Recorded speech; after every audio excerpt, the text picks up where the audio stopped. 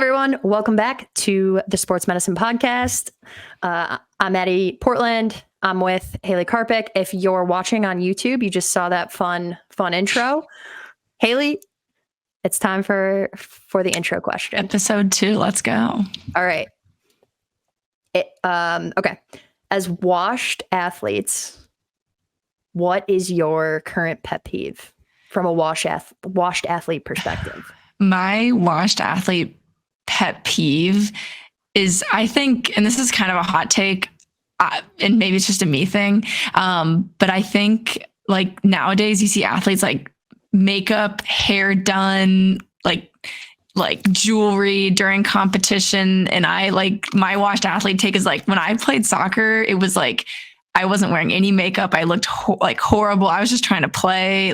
So that is my hot take, is like everybody's out there like really trying to like look their best. And I do think that's a good thing. But like for me, no, it's my hot take of the day. Washed athlete. I'm going there, no makeup, no jewelry, nothing, just trying to ball. Got it. Okay. So you're liking the athletes that are rolling up to the game in Crocs or slides.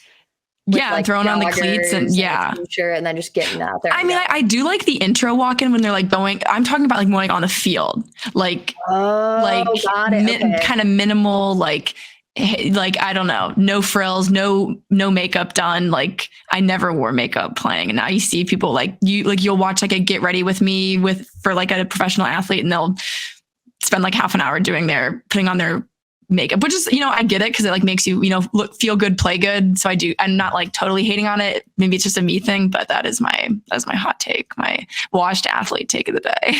Okay. So you're not like the walk up foundation before you go on a run or hop on that Peloton? Absolutely not. I'm taking it off. Like if I have any makeup on, we're taking it off and going for a run. Yeah. Yeah. All right. All natural, I guess. That's fair. Yeah. All right. My pet peeve as a washed athlete would be currently I am being gaslit by my entire town. So I'm trying to get back into, no, it'll make sense in a minute. The town in which you live? Yes. So I'm trying to get back into running, If it did the half marathon, now I'm trying to get back into it. Yeah, I haven't seen you on Strava in a minute, but that's okay. Yeah, thanks for telling all the listeners that, Hayley. There's this super busy street by my house, and the street luckily had, and it leads to a park that I like to run at. It has all these side streets, and at those side streets, there are crosswalks. So, Hayley, you're a host that has a driver's license. A lot of our listeners have driver's license. I don't know if you remember, but when you were securing a driver's license, you had to take a driver's license test. Yeah. Of like different road signs to like be aware of. For sure. Yeah, I remember that. You'll remember probably that there is this huge neon yellow ugly ass sign that has a person like in a walking position on it. Do you know what I'm talking about? The pedestrian crossing sign? Yes, you are right. You see, you know what I'm talking about. Yeah. Now, that sign, and I check it all the time because, again, I'm like in this state of, am I wrong? Am I doing something wrong? I'm Googling it all the time. That sign means that the pedestrian, myself, the runner, gets the right of way. But in my town, they ignore that. Soccer moms, the teenagers, especially anyone driving a Jeep, they're like, no, that's my right of way on the street. And as a washed athlete, I can't stop on a dime anymore, Hayley. Okay? Objects in motion tend to stay in motion. Objects that are halted tend to stay halted. So I'm like at a decent pace, and then I have to stop and wait for all these jerks to go. I have a question. Are you being assertive in the crosswalk? So are you entering? You should just be entering the crosswalk. My like redemption arc though is that I am like the tennis racket of Coco Gauff, because that pet peeve that's being flung at me, I'm hitting back with the equal amount of force. I am dragging myself across those crosswalks. I'm penguin waddling. I'm like a pirate with two, like, what are those like things that pirates have? Those peg legs. Yeah. I'm like, I am slowly getting across that crosswalk as slow as possible, because you should have to be late for your practice or your dinner reservation. Oh, so you're walking. If I have to stop my run. Okay. Yeah. Interesting. Yeah. And it's hard. I guess I live in a city, so it's a little bit different. So yeah, like, yeah, I mean, that also, I think we took very different directions on this take, but I like it. Yeah, and I do understand running, especially, is such a momentum activity that you don't want to stop. Exactly. But, I think, as safe as possible, you got to just keep going into the intersection, force them to stop.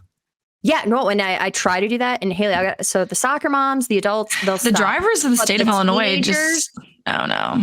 Do you expect them to stop? They'll play chicken. They're gonna say like, I'll hit you. Well, I will say, my brain's not fully developed. I'll hit you. Yeah, the pedestrian crosswalk sign. I will say, I was back in Indiana back over the summer, and again in the city, I just don't.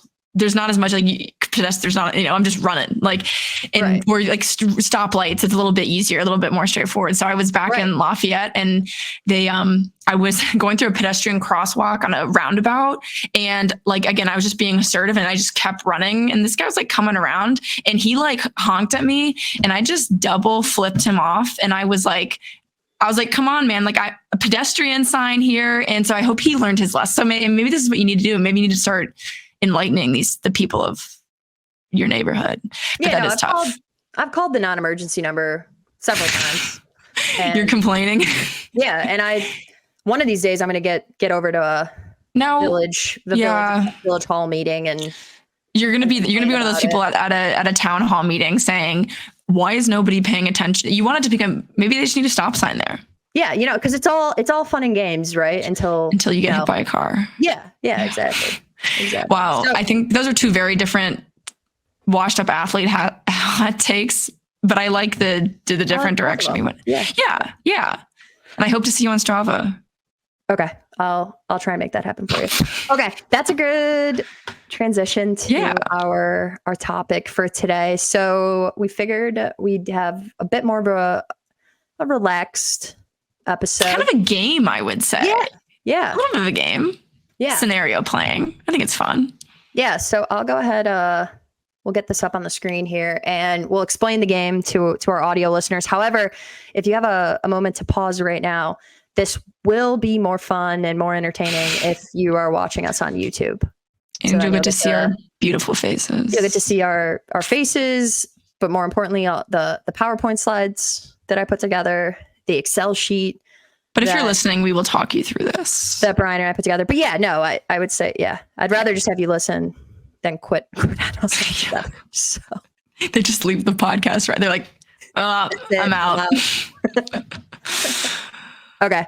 Let's see if we can get this to share here. Okay. I think we're good to go. Technical director, are we good to go? Ooh. There we go. Are. Awesome.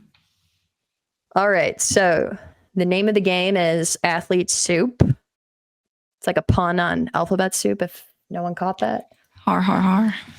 So I created a list of some favorite athletes of Hayley and I. That's in column B here on the Excel sheet.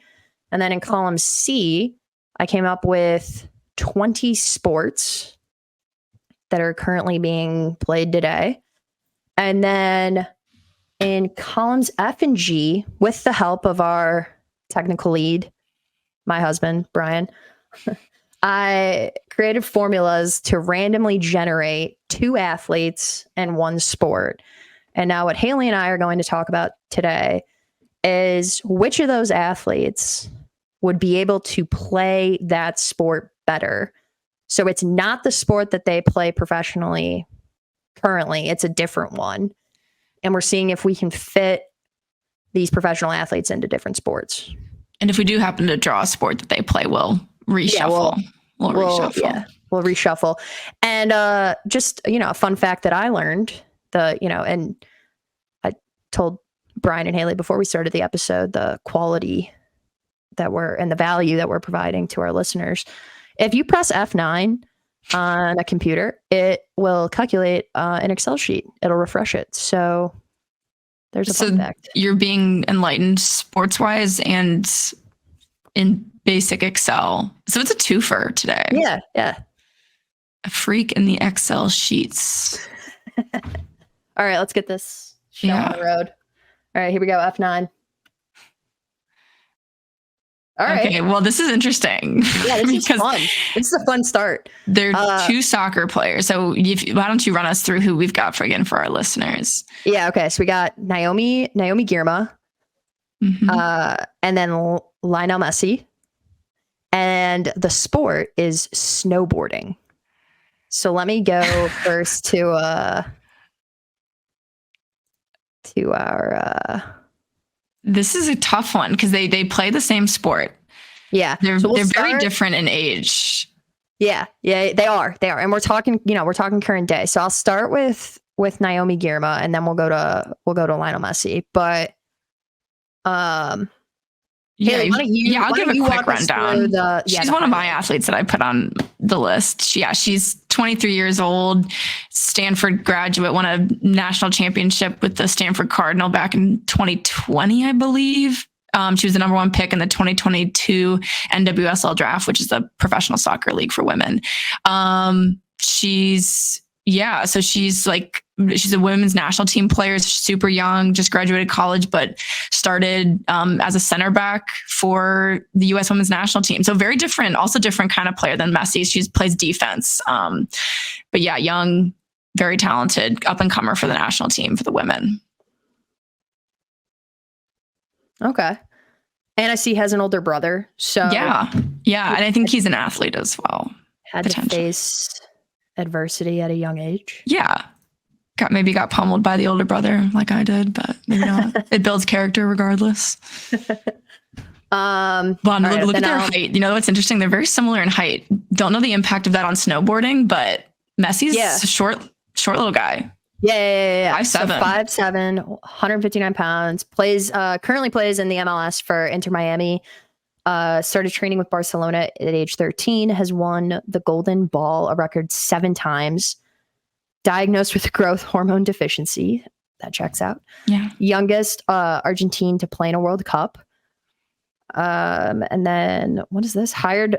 Oh, he was hired. Oh, yeah. I put this. They hired him with Barcelona with a contract that was written on a napkin. Like that's how bad they wanted him. 12. Yeah, they met him and they're like, we can get this in writing right here. So highly desirable player. Yeah. That is a fun fact. Yeah. Has scored almost 700 goals. Holds a Guinness World Record for number of goals scored in a calendar year. Wow. Okay. It's a really prolific player. So we're both great soccer players. Yeah. I've not heard anything about their snowboarding ability, sports or snowboarding ability. Now Naomi Girma's from San Jose. Messi's from Argentina. They've got some mountains down there. Maybe he's snowboarding, or he's close to the equator. I don't think it ever snows there. I think it does. Oh, really? Think about how far south Argentina goes. Goes all the way down to the tip, which is pretty cold. I'm terrible at geography. And it has a full mountain range through it. So I think there's some snow there. But he also lived in Spain. There's some mountains there too. So access to mountains, which I think is imperative for snowboarding. I'd say maybe Messi has the upper hand. Yeah. But I don't know, what do you think of in terms of snowboarding? What would make you a good snowboarder? Have you ever snowboarded? It would depend. I did.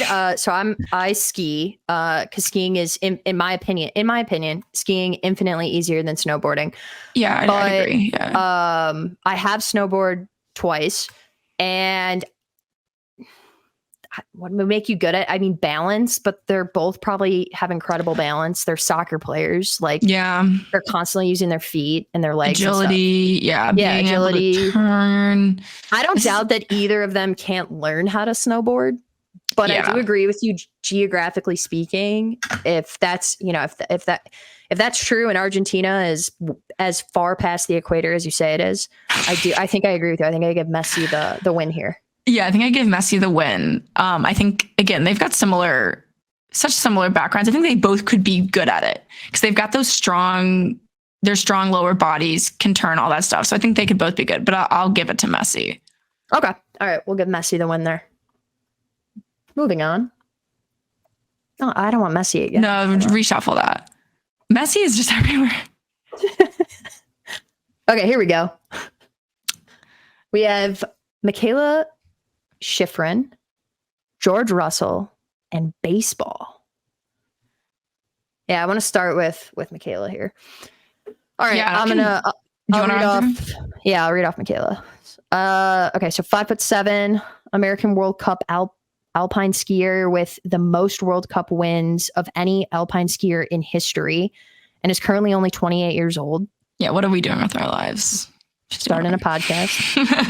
To answer your question. So the one below just says the difference. She's done downhill, alpine, slalom, and giant slalom. Oh, wow. What can't she do?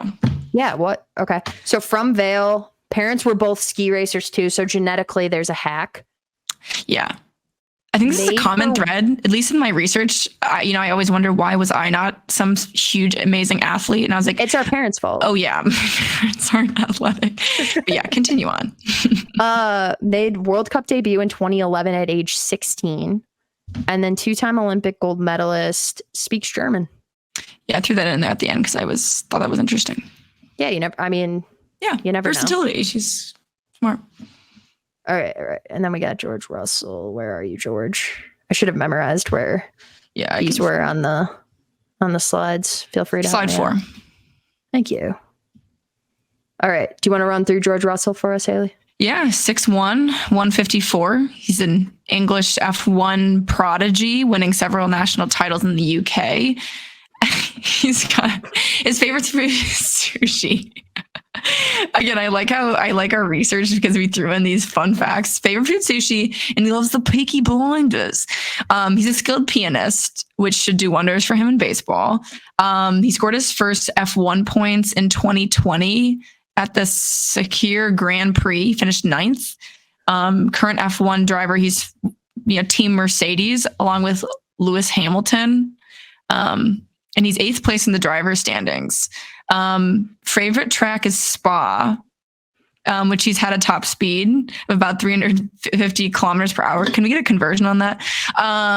So while I'm reading this is when I say I don't know anything about F1. So Maddie, feel free to chime in on you can start off with this baseball conversation with George Russell and how you think his F1 skills could contribute in the diamond. Yeah. Okay. So first of all, I just don't know of like a more perfect all-around athlete who's like also very cultured. Obviously, like sushi. Okay, it's 217 miles an hour. Everybody is 350. That's quite fast. Yeah. Yeah, he's making decisions. So I think I'd start off the conversation, which I think both these athletes would actually have this ability. Yeah, I think I know where you're going. But if George Russell is having to make decisions, well, a car is going, what was it, 215, 217? 217, yeah. 217 miles an hour. That's going to take some skill. And then I think Michaela, especially at that like giant the slalom event, right? Like the skiers reach pretty high speeds too, right? Yeah. Than things. So if I'm trying to hit a baseball and have like the hand-eye coordination to make contact with a baseball that's coming at me at 97, 102 miles an hour, or whatever pitchers are throwing. I don't know. What does Shohei Ohtani flow, right? Like around that. Pitching over 100, yeah. Yeah. So I think they're both capable of doing that. I think they're both capable of making contact with a baseball at that speed. So right now they're a bit even.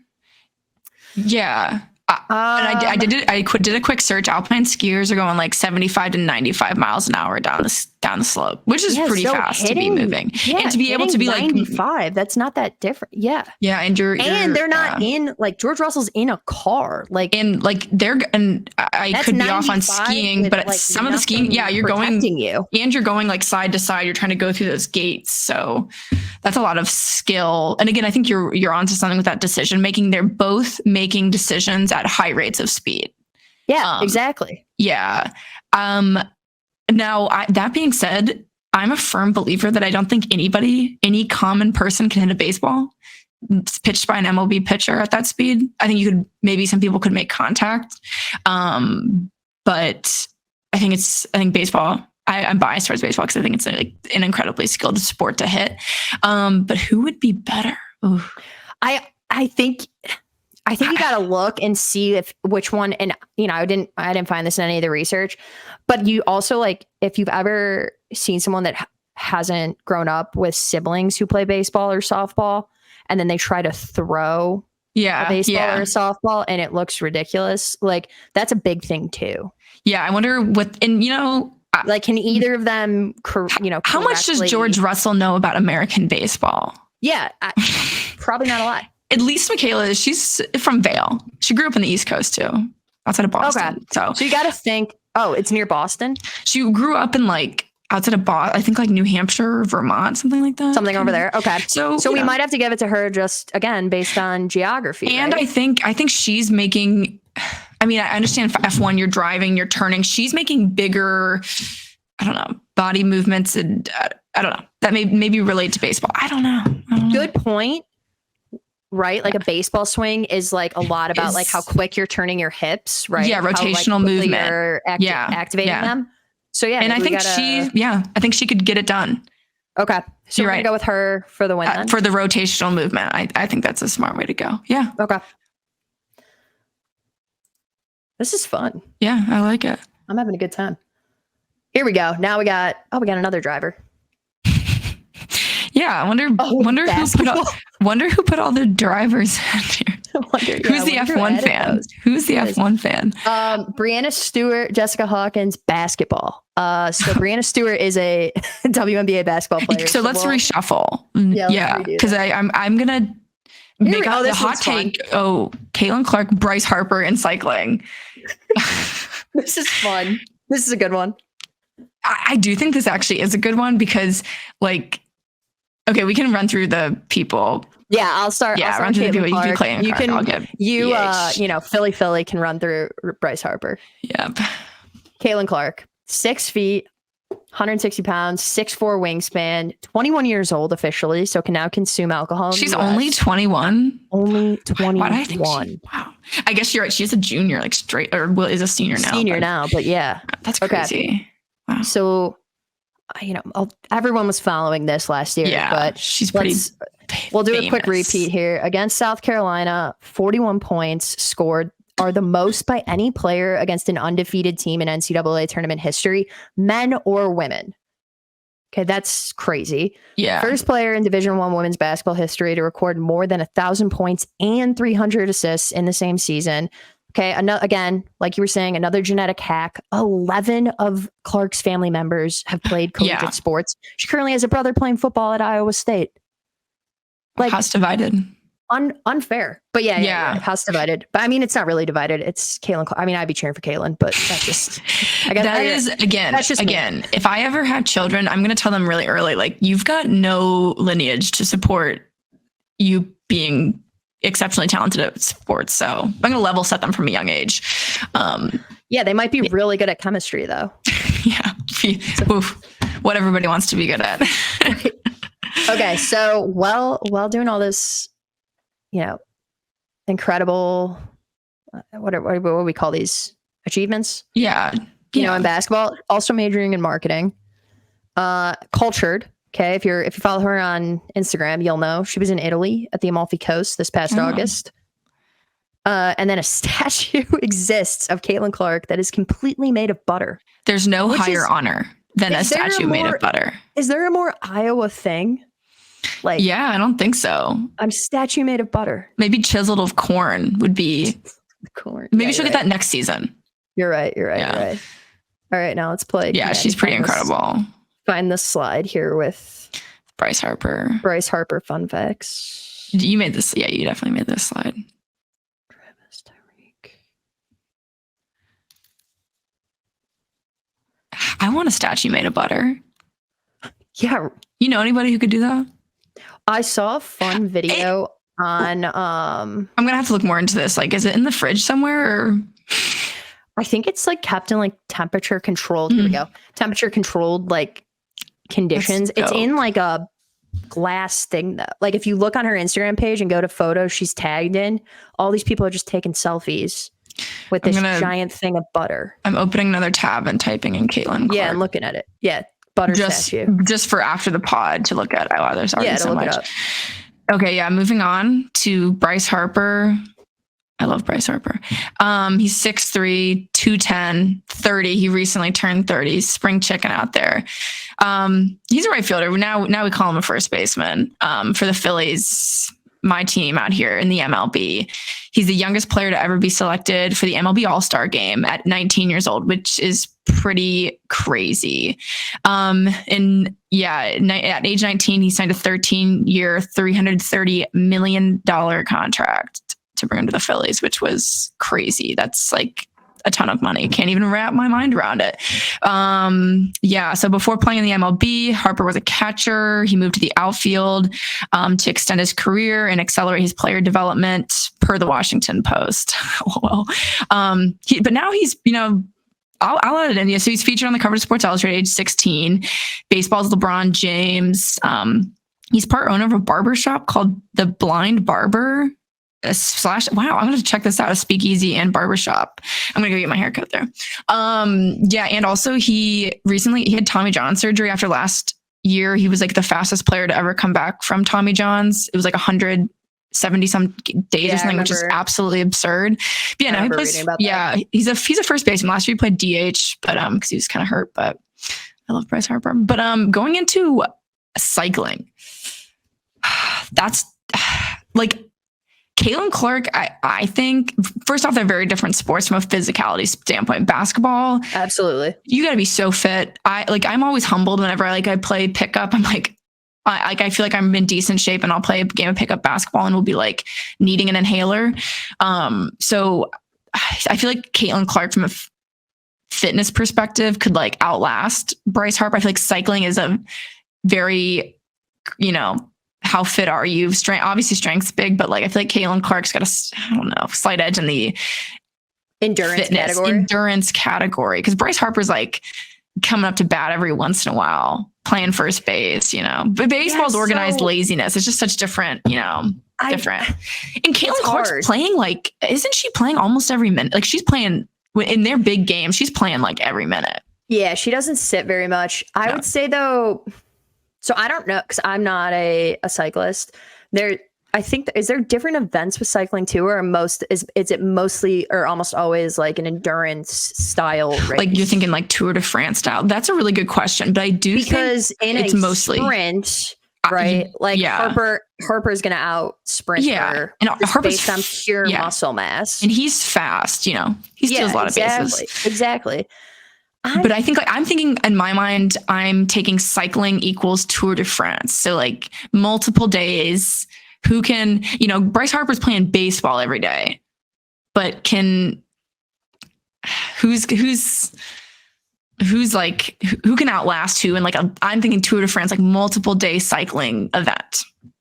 Yeah, I'm so curious. I don't see, neither of them are like the two to like post. Like Jimmy Butler, LeBron James, they're Tom Brady wasn't a good example too. They would constantly post like their like extra like workouts. Yeah, like on the workout. Yeah. So I'd have more to say about that, but neither of them are like posting what they're doing. Yeah, or like when they're training. Yeah. So I don't know how much endurance either of them have, but you're right from just a pure like sports perspective. Yeah, I would argue that basketball has more endurance. So I'd lean towards. Caitlin Clark. But if they were both to go on a Peloton workout, like who would be higher on the leaderboard? Like probably Bryce Harper. Like, exactly. Like a half an hour class. Yeah. I think on a tour, I'm thinking Caitlin Clark. You're going to need, like, what's the length of a basketball game, right? Like hour and a half, 40? Right? 45 minutes. Don't they play 40 minutes? What I'm saying, but like when you taking like pre-game, halftime, getting like the whole thing. Yeah, it's probably like 2 hours. Timeouts. Yeah, exactly. Yeah, it's like 2 hours. So I'm not thinking Caitlin Clark has an advantage in cycling until like that hour 15. But I'm pretty sure like that, and that's where you're thinking like Tour de France. They're on day 8, hour 7 of their ride. Yeah, I'm thinking Clark might have the upper hand. Yeah, I'm going with. I agree with you. I'm going with Clark. Yeah, but I think like in a short workout, Bryce Harper would absolutely destroy. Crush it. Yeah, that's a good one. That's a good one. That's a thinker. Would be like. Yeah. All right, let's see. How are we doing on time? 31 minutes. Oh, I count. This one's a good one. This one is good too. Okay. Yeah. I think we'll do this one, and I think we got time for one more. Yeah. So we've got Simone Biles and Coco Gauff, and the sport is volleyball. It's a good one. I think. Did you? I did Simone. Okay. I can talk Coco. Yeah. Do you want to talk through Coco and I can do Simone? Yeah, sure. Okay. So Coco Gauff, 5'9", she's 19 years old. Crazy. I've been told that 3 or 4 times this past summer with like the US Open, and it's still shocking. I remember what you were doing at 19. Yeah, exactly. You were not winning the US Open. I was not. 6 Women's Tennis Association Tour single titles already at 19. Of course, just most recently won at the 2023 US Open for singles.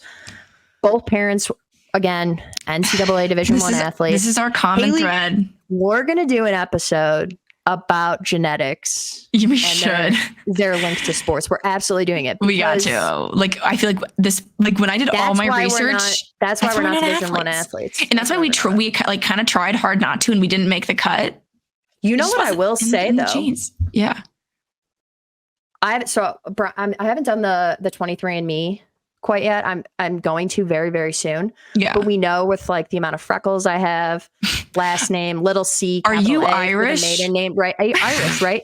Both parents probably have some Irish backgrounds. Could explain why I'm not a lightweight. Yeah, they can drink. That's for sure.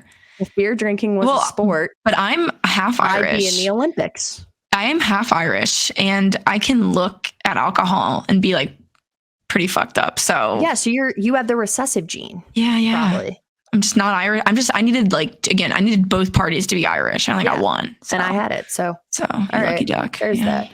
Okay, so our favorite NFL team is the Miami Dolphins, that makes sense because they would just put up like 70 points on a team. They're absolutely goated right now, and so is she. So like attracts like, that makes sense. And then idols are, of course, Venus and Serena Williams. Yeah. Other goats.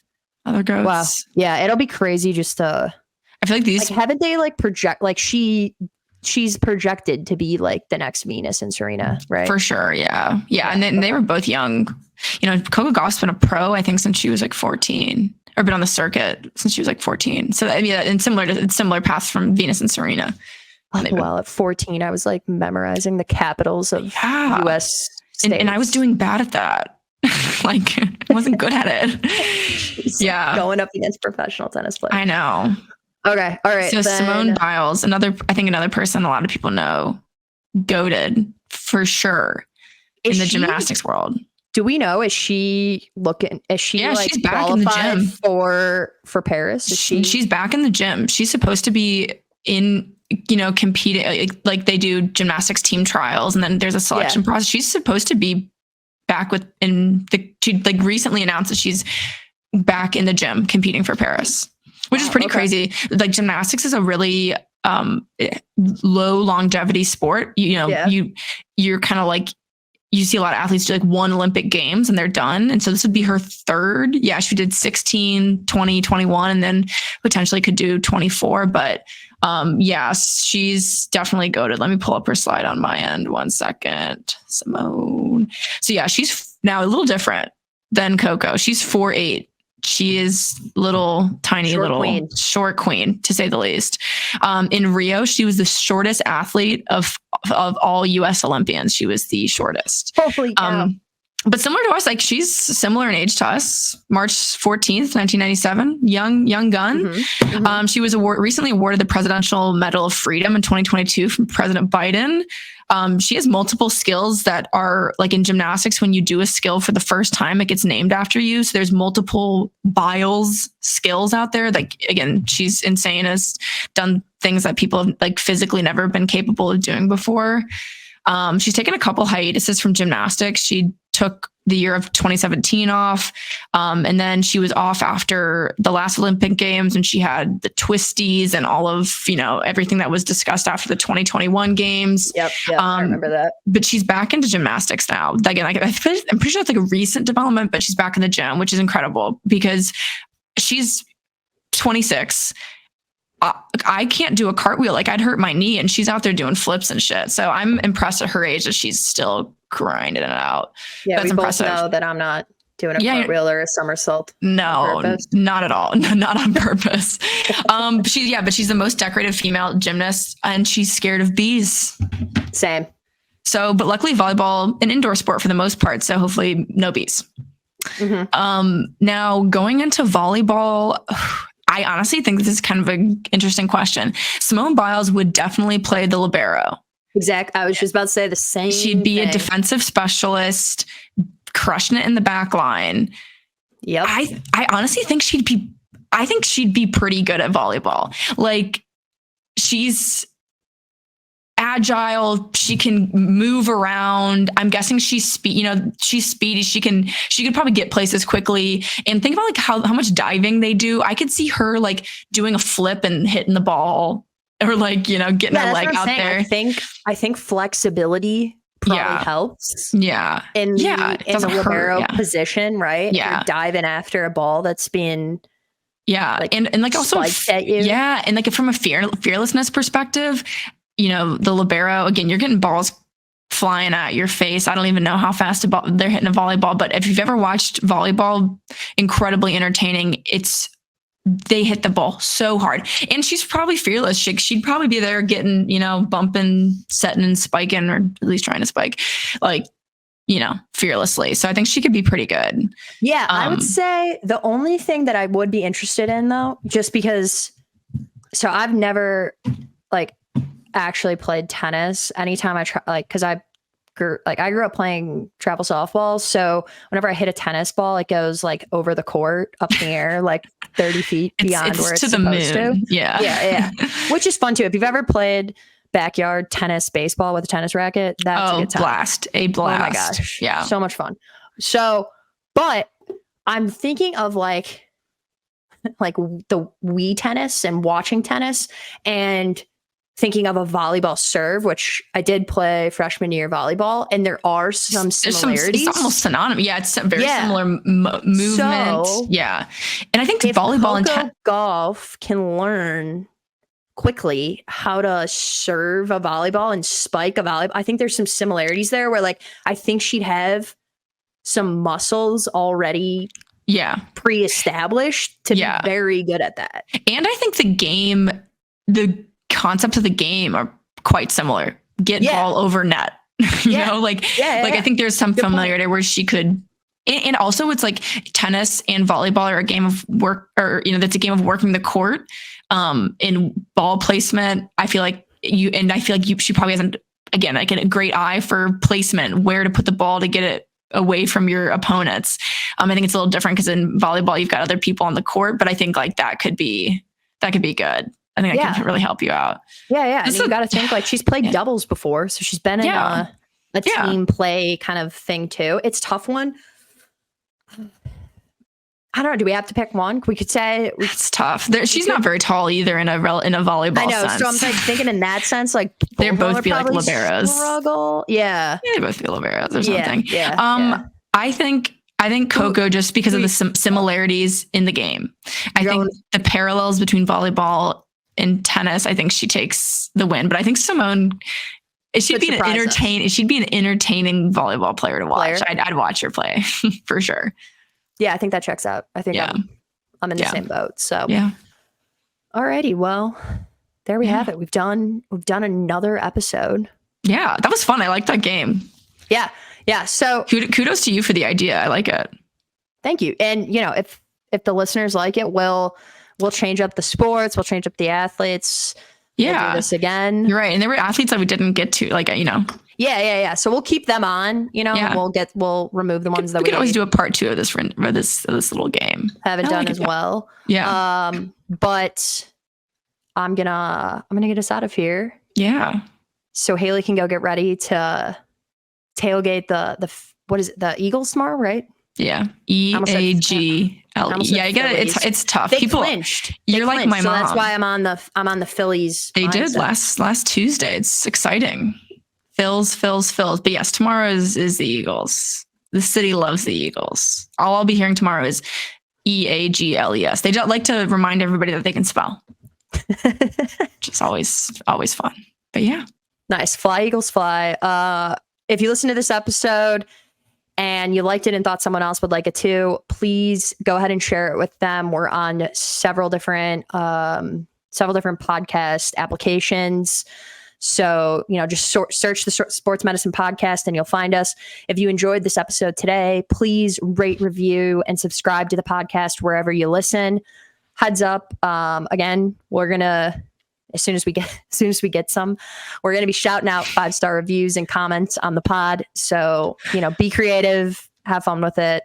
Let us know what you think. If you want to catch up with what Hayley and I are doing, you can go ahead and follow us on Instagram and Threads at thesportsmedpodcast. If you have a topic you'd like us to cover, or a compliment you would like to give us, you can send us an email at thesportsmedpodcast@gmail.com. We also have a Facebook page now, so go ahead and follow there. It's again, just search the Sports Medicine Podcast. You'll see the logo, and that's it. So I'm Maddie Portland. I'm Hayley Karpik. And this was your weekly dose of the Sports Medicine Podcast. Cheers.